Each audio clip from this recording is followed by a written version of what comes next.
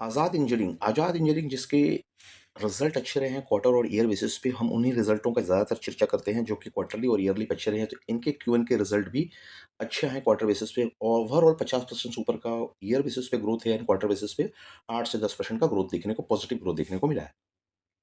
Growth के हिसाब से अगर देखा जाए तो EBITDA की मार्जिन देखेंगे तो 36% आई है Q1 26 में। तो मार्जिन इनके बिजनेस के अच्छे हैं, जो बिजनेस EBITDA 36% मार्जिन के हिसाब से ग्रो कर रही है। इनके बिजनेस के पैट मार्जिन 22% के हिसाब से, प्रॉफिट आफ्टर टैक्स Q1 26 के अकॉर्डिंग तो 22% के हिसाब से पैट मार्जिन और EBITDA 36 के मार्जिन के हिसाब से है। तो ये स्टॉक के मार्जिन अच्छे हैं इससे कंपनी के, इस हिसाब से इसको ध्यान रख कर सकते हैं। Q1 की अर्निंग उसके बाद हम लोग देखते हैं।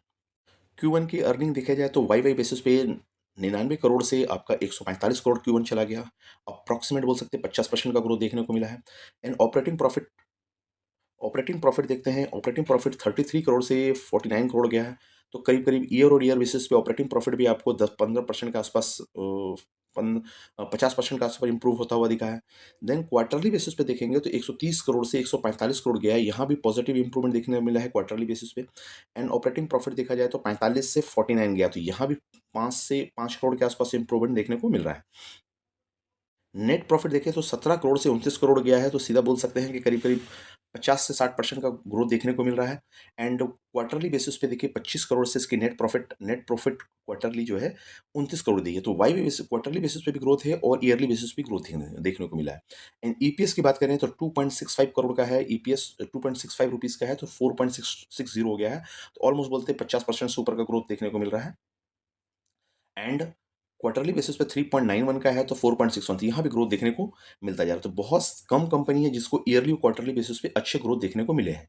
तो परसेंटेज वाइज सिनारियो देखेंगे तो ईयरली बेसिस पे 47 का रेवेन्यू में ग्रोथ है।